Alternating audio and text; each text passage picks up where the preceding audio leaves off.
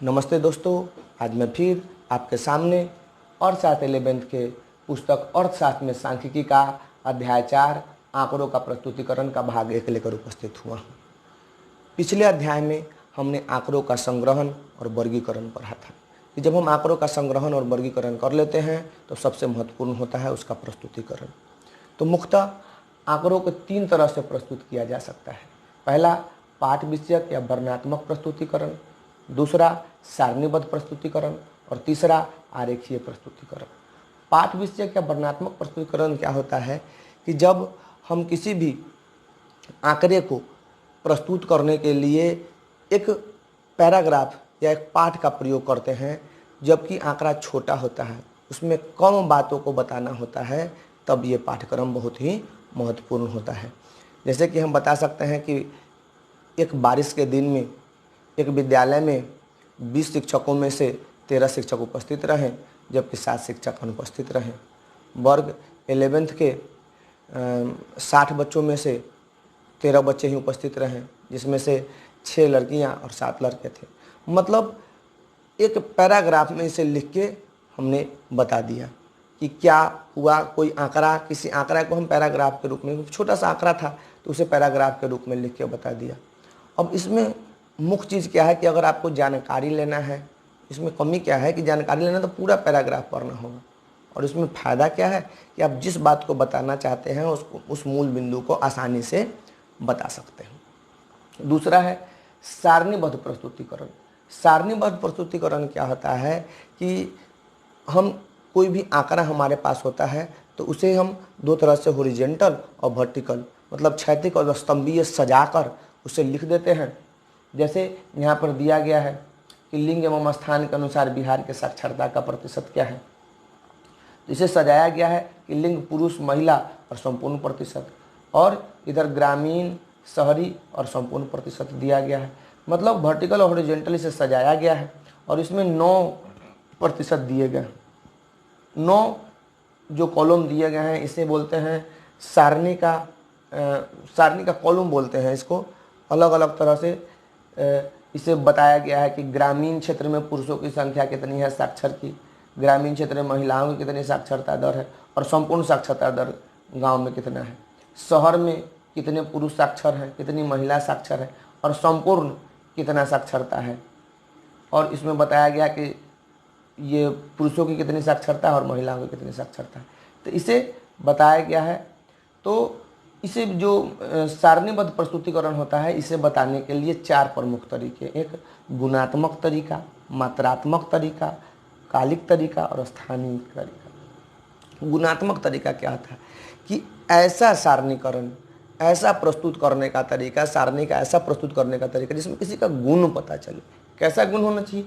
इस सामाजिक स्थिति का, भौतिक स्थिति का, राष्ट्रीयता का, धर्म का, लिंग का, संप्रदाय का, ये सब अगर बताया जा रहा है किसी सारणी में तो उसे बोलते हैं गुणात्मक प्रस्तुतिकरण। जैसे इसमें दिया गया है कि लिंग के अनुसार पुरुष और महिला के बारे में बताया गया है, कितने पुरुष और कितने महिला क्या है, साक्षर है। तो ये गुणात्मक, ये जो पुरुष महिला दिया गया ये क्या है, गुणात्मक सारणीकरण है। दूसरा है मात्रात्मक सारणीकरण। मात्रात्मक सारणीकरण क्या होता है, इसमें मात्रा के रूप में बताया जाता है। जैसे आयु, कद, उत्पादन, आय इत्यादि के रूप में जब बताया जाता है, जब मात्रा उसमें बताया जाता है कि कितनी संख्या है, कितनी मात्रा है, तो उसे हम बोलते हैं मात्रात्मक सारणीकरण। जैसे इसका उदाहरण दिया गया है कि वर्ग 10th में बच्चों का जब लंबाई नापा गया तो उनकी लंबाई 90 से लेकर 150 सेंटीमीटर के बीच में थी, तो उसे हमने वर्ग के रूप में बांट दिया है। 90 से 100, 100 से 110, 110 से 120, 120 से 130, 130 से 140, 140 से 150। और कितने विद्यार्थी हैं, तो 90 से 100 के बीच में 3 विद्यार्थी, 60 बच्चे थे पूरे क्लास में, 100 से 110 के बीच में 6, 110 से 120 के बीच में 15, 120 से 130 के बीच में 18, 130 से 140 के बीच में 13 और 140 से 150 के बीच में कितने बच्चे हुए, 5। मतलब कुल मिला के कितने बच्चे हुए, 4। तो जब हम आयु के रूप में, जब इसे मात्रा के रूप में नापा, तब हम इसे बोलते हैं मात्रात्मक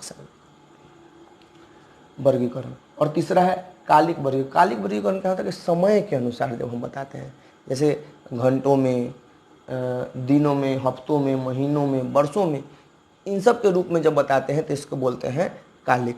जैसे कि किसी विद्यालय में, जब विद्यालय खुला 2015 में, मान लिया अगर कोई विद्यालय खुला तो उसमें कितनी जनसंख्या थी बच्चों की, तो समय के अनुसार, वर्ष के अनुसार उनसे बताया जा रहा है कि 2015 में कितने विद्यार्थी थे, तो 150 विद्यार्थी थे। 2016 में 480 विद्यार्थी थे।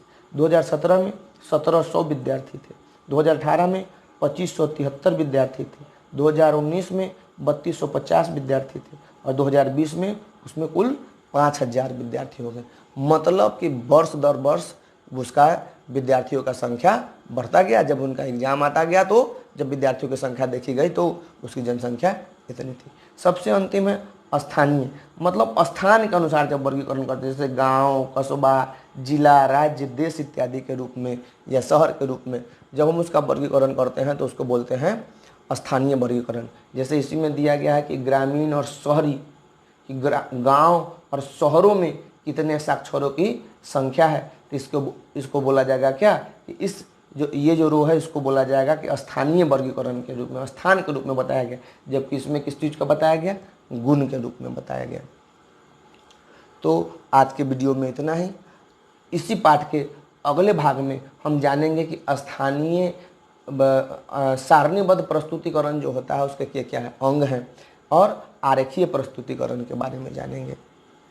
तो अगर आपको यह वीडियो अच्छा लगा तो इसे अपने दोस्तों के साथ शेयर कीजिए, और अभी तक अगर आपने सब्सक्राइब नहीं किया है तो इसे सब्सक्राइब कीजिए, और हाँ, कमेंट ज़रूर कीजिए और बताइए कि आपको और क्या जानना है, और आपको मेरा पढ़ाया हुआ कैसा लगता है, आपको जानकारी कैसी लगती है, क्या आप इससे कुछ सीख पाते हैं या नहीं, इसे कमेंट्स करके बताइएगा तो मुझे प्रोत्साहन मिलेगा। तब तक के लिए बहुत बहुत धन्यवाद।